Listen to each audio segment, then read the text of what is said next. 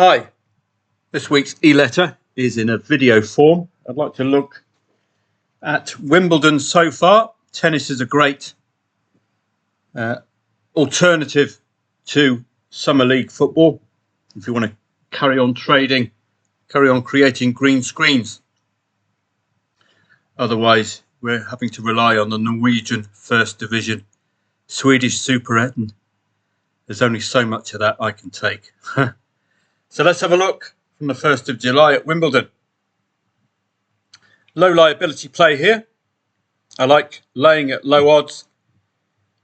This is probably a second set. Begu losing the first set. I think she lost it 6-love. Favourite as well.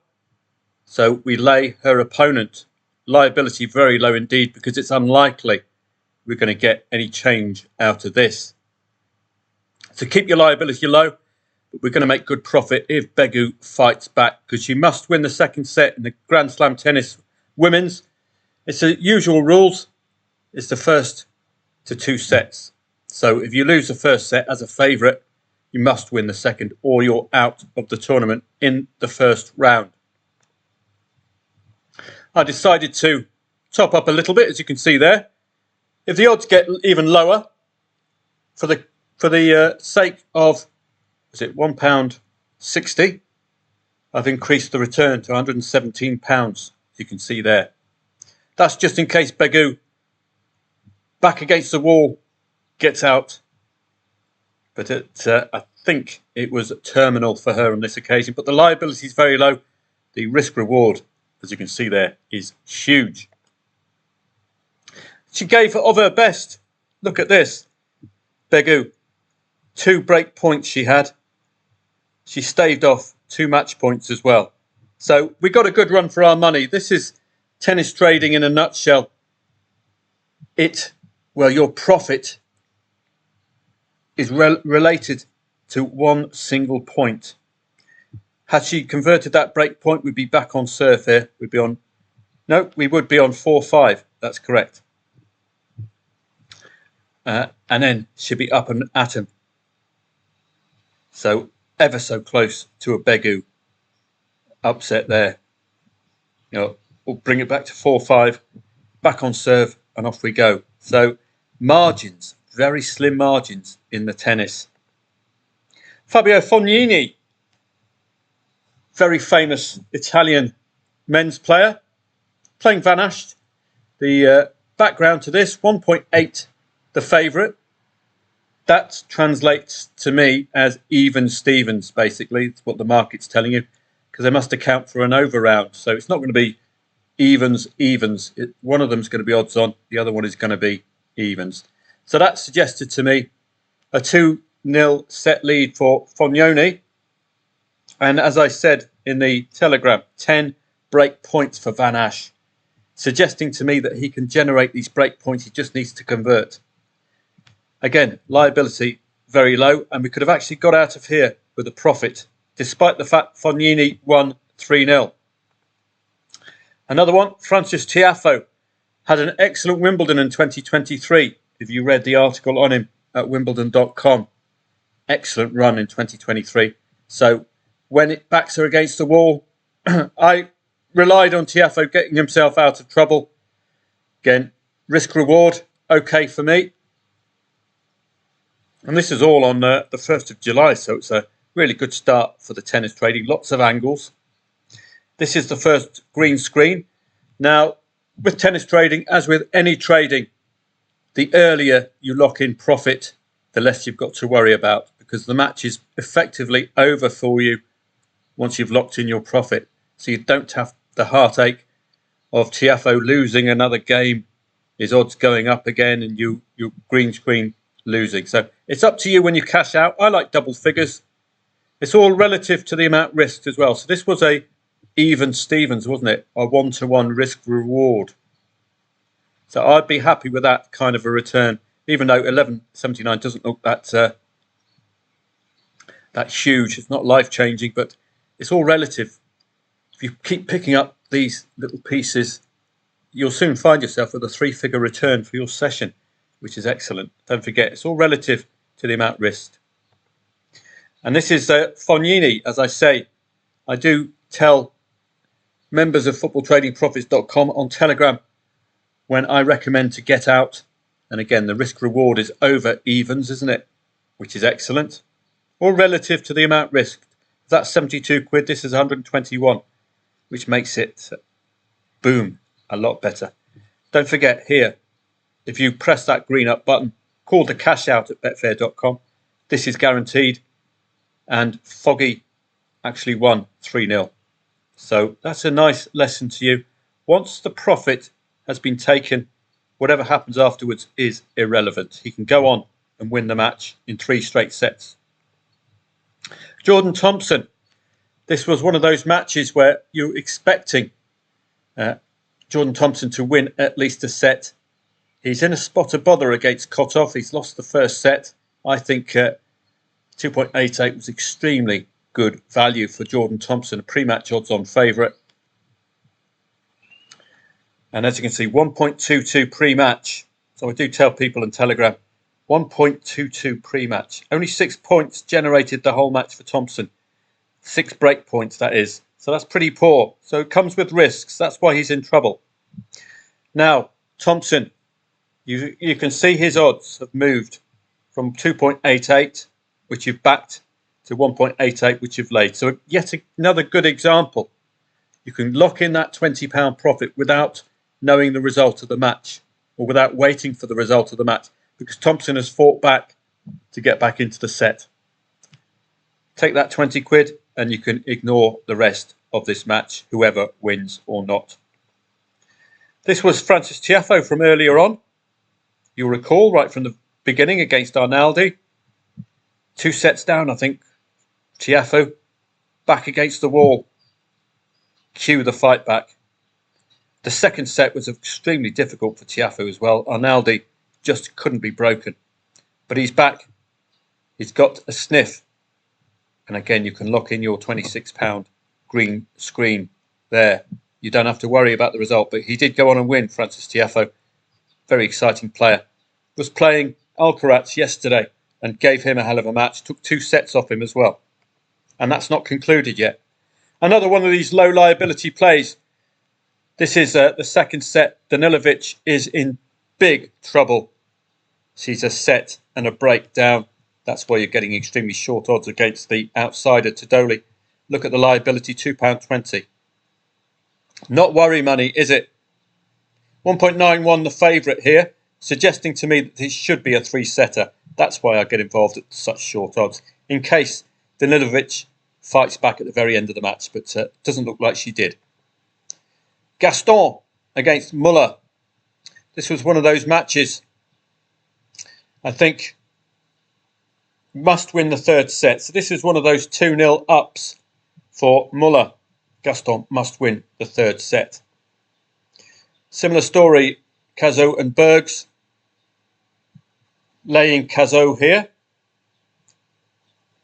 Breakers are like, yeah, this was going into a tiebreaker. So Bergs had to win the next set, or Bergs is in a spot of bother. And we're starting to see some green. That's this is actually Fairbot, by the way. It's a specialist software to just make your Betfair journey a lot simpler. It's got all sorts of goodies on it, and you'll see if you attend a live chat webinar from August onwards for the footy, you'll see this in use, and it's hasn't gone up in all the time I've been using it. Must be 12 plus years now. This is the only piece of kit I use. I'm not an affiliate. I just want you to get the best experience. Similar to Gaston v Muller, cash out for a break-even small gain, and this goes to a tiebreaker. I don't like tiebreakers. They're like penalty shootouts. So I did what I said. I got out. This went to a tiebreaker. And wouldn't you know it, of course, Bergs 5-1 up in the tiebreaker, winning the set. So it's up to you if you want to take it or not. The tiebreaker, it's all about the server's game. One little mistake from Bergs and all of our liability is disappeared. That's why tiebreakers, you either stay in or you don't. Emma Raducanu should be very well known to you. I thought I'd lay her.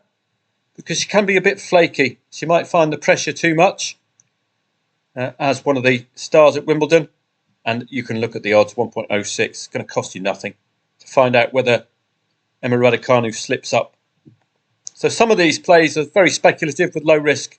Yannick Sinner, yet again, laying him at the off. It's what I call a Yaz trade. Such short odds. He's not backable, is he? You've got to lay him. They do slip up. You can ask Andrei Rublev that. He lost at 1.03. Emma Raducanu, as you can see, slight green. And as I've said, it's all relative to the amount risked.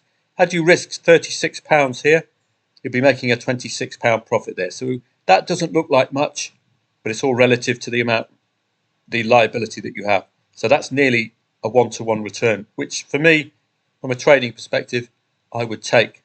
But of course, increase this, this increases. Increase this, you could lose this. So that's the balance you have to take or make. Another example. Why did I get involved here? Well, Botic van der Zandschulp, 2 sets and a break up, i.e. Liam Brodie is in trouble. But Liam Brodie is an Englishman at Wimbledon. If ever you can wriggle out of danger, an Englishman at Wimbledon with that crowd behind him can. Look at the liability, look at the return, 392 quid. So I'm laying at very, very short odds, just in case Brodie fights back. And they have done so in the past. You remember Heather Watson against Serena Williams. Big golfing class, but the local support can get you across the line. Here, Max Purcell and Virtanen. I think this was a full loss. 2 sets down, Purcell. Yeah, favourite, 2 set down, must win the next set, but we didn't get going. So this is an example here of having an out. I haven't quite figured that out yet in tennis. I've got it in the football, but not in the tennis. Do I get out with a certain percentage of my liability as loss? That's something I'm going to have to try and figure out, because he didn't quite do it, this favourite. Had to win the 3rd set, didn't. Here we've got Noskova against Irani. This, Noskova had to win the 2nd set. She lost the 1st.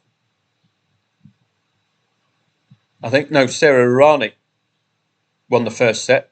Indeed, Noskova had to win the 2nd. And this is just a hint in the 2nd set. And again, that for me, I would take that, even though she hasn't won that 2nd set. She's just hinting. 1.89 earlier in the match, before the 2nd set was known. I couldn't get this to members because by the time I'd placed my play at 1.89, the odds had shot down. And you can immediately cash out without the result of the set being known, which is excellent. Jessica Pegula, well worth laying, 1.05 or 1.04, just in case Kruger could get involved. Why did I have a go at this one? 2 fellow Americans might know each other very well. You can ask Dart and Bolter about this, 2 Brits. Harriet Dart beating England's #1, Katie Bolter. Why? Because they know each other's game, don't they? Both Brits. These are both Americans. That's why I laid Pegula. Look at the liability. It's not going to cost you much, is it? Korda against Peshi Pericard. This is one of those matches where there was a medical timeout for Sebastian Korda. I don't like medical timeouts. And I got out, as we'll get to a bit later on. Lestienne against Musetti. Lorenzo Musetti's form coming into this was exemplary, but he lost the 1st set. I thought 2.22 was extremely good value. You could have got even higher in play. And Musetti did turn up for us. He has a brilliant bit of form coming into this, beating some quality players on grass. So I had every confidence that he'd come back into this. Pre-match favourite Musetti. And here we go. He's starting his fight back. And this is another 13 you can pick up. Or you can wait for him to guarantee himself the set win and push on. This was a Sebastian Korda medical timeout. Now, it's a mystery. Only the player knows what's wrong with him. and the player hasn't told us pre-match. So if you're carrying a medical timeout, question marks throughout, I got out, £2.55. More importantly, keep my liability, return it to my bank. Because the question mark over his abilities from now on. And indeed, he lost the match. Talking of my friend Musetti, even before the result of the set, the fight back was guaranteeing us a £20 green screen, which I'll take, even though do have some flexibility if, like me, you're extremely strong on a certain player. You could see backing him at 2.3 as value and as stay in. Billy Harris, well, this one, another example in men's Grand Slam tennis of Billy Harris 2 sets down, the favourite. Shami Munir, layable, low liability. Now what happened? I went out to a 7-11, got myself some grub. By the time I came back, Billy Harris had won that 3rd set to make it 2-1. Should have cashed out then, but I didn't. Because I was out in the shop, simple as that. But that's a lesson to you. Manage your positions. Our only angle there was a 2-love to 2-1. 2-love to Munir to 2-1 Billy Harris. Another Brit as well, I believe, Billy Harris. Quentin Hallis and Christopher Eubanks. Laying Quentin Hallis at very, very short odds because Chris Eubanks was superb at Wimbledon last year, just in case you remembered how good he was. But low liability, massive returns. He didn't turn up. I think it was actually Chris Eubank, the boxer, who turned up on this one. Foggy, having an excellent Wimbledon. 2-3-0 wins, playing Casper Ruud. And a great example here of cashing out, despite Foggy winning. Daniil Medvedev and Alexander Muller. We had a run on the 3rd of July of these big guns getting in trouble and getting themselves out of trouble. Another £15 green screen as Muller, I think, won a set. Casper Ruud and Foggy. The background to this, Fognini went on and won in 3 straight sets. Another great example to you of cashing out when there's a hint that the favourite is getting back into the match. That's all you need as a trader. The hint, not the outcome. The hint. Tabillo and Danny Evans. Why did I get involved here? Danny Evans, another Brit at Wimbledon. Low liability, back against the wall. In big trouble. Didn't cross the line, Danny Evans, alas. But liability kept low. You can see our returns are exceeding our liabilities. Navarro and Naomi Osaka. This was another one of those matches which I think went into a tiebreaker. So do think, do I get out if it gets into a tiebreaker? Because it's effectively a penalty shootout. One mistake on your serve and you could be out. Kostyuk and Seville. This was a brilliant performance from Kostyuk. In this particular match, I got a £630 profit on Kostyuk. But I did start backing Kostyuk at 22s. And I backed her again at 10s or 11s. So my liability there was 120 for a 630 green. It's what I call averaging down. But the problem is your liability is huge. But if you average down, if you get in a spot of bother, you can get out of jail. Hubert Hurkacz, been excellent at odds on. So I decided to lay Arthur Fils, or rather back Hubert Hurkacz. Again, 2 sets down.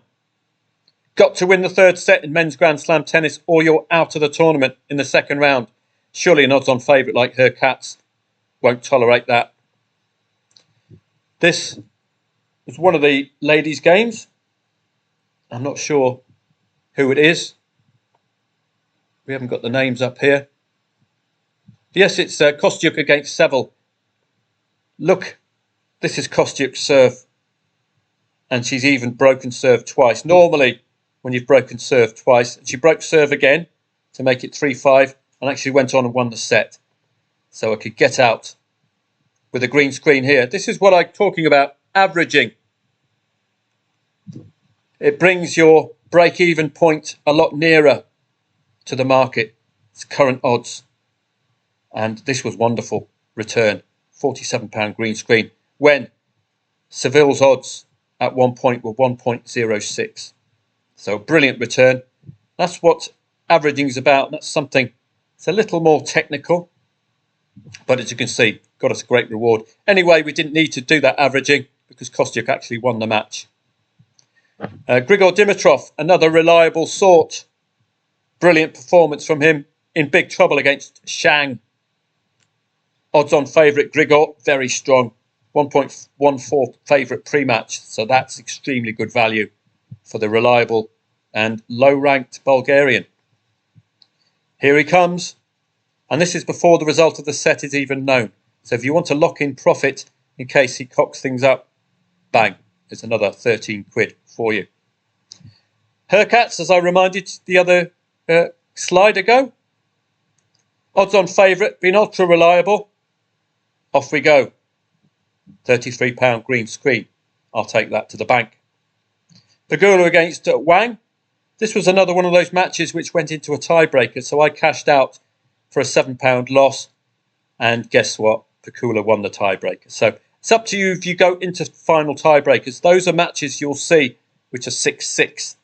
And then it's a shootout for service games. So I would have won. I would have created a green screen on that, but I decided to cash out once it got to the tiebreaker stage because it's just a penalty shootout. Dart and Bolter. This was a battle of the Brits and Harriet Dart won. But the fight back from Katie Bolter, so I kept faith with Bolter. You can see she won the first set, lost the second, and she's in trouble in the third. But we got out of jail. £23 green screen. And that was my final play. That was on the 4th of July. So I hope you've enjoyed this quick look at the tennis. Just before I go, let's just show you some upcoming attractions. Well, it's now the 6th of July. We're still in the Euros, but fast forward to August. 3rd of August. It's a great sight. The SPL, FA Cup. Fantastic stuff. I know you've all been waiting for Stansted v Biggleswade. I know I have. Sleepless nights. And then we've got Belgian Jupiler League as well. Lower tiers in Scotland. 10th English Championship. It's only a month away. So enjoy these quietish times because it's going to go mental. August to April. English Championship, SPL. The Charity Shield. Belgian Jupiler League. Dutch Eredivisie. Oh, it's all good stuff. It's leagues I know extremely well and can read very well as well. Norwegian Elite Serie continues. Irish First Division. Sweden as well. And we've got the Swiss Super League. Some familiar names. Young Boys, etc. Yverdon Sport. So some very familiar names for me. We're going to see an upturn in live chat webinars, etc. And then the 17th, the English Premier League. Ipswich against Liverpool. Tough opening match for Liverpool. Going to be well worth following all of this. Italian Serie A returns as well on the 17th. Fantastic stuff. Inter Milan, the champions. Spanish La Liga dips its toe in as well. Barcelona against Valencia, the old rivalry. So some really good stuff, isn't it? So that's upcoming attractions. It's only a month away. So stick with us at footballtradingprofits.com if you want to spend a full season in front of us. I hope you've enjoyed that little look through the tennis. I'm up and about for members of footballtradingprofits.club today for more tennis. It's good stuff. It keeps us ticking over during the summer months because the football's not of the highest quality, although there's plenty about. Ireland, Finland, Norway, Sweden. It's all tolerable. And the Euros, very tough to read, I'm afraid. England playing this evening. Good luck to them. Have a great weekend. This is a new format for the eletter, just for the one-off.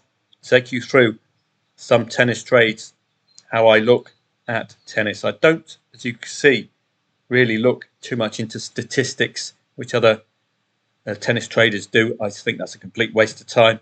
The only stats you need are in-play stats, I think. It's tended to work so far. The main rule in tennis trading is to keep your liability low. So you've got to have your ideal entry point where your liability is low and your upside is still big enough for you to get a decent green swing. Have a great weekend.